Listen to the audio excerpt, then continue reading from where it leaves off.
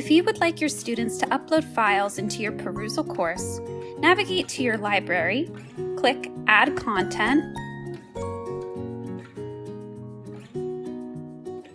and then click Student Upload Folder.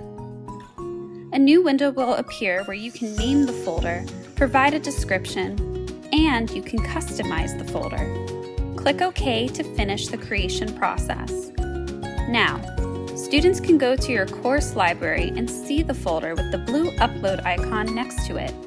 They will click on the folder and select Upload to this folder.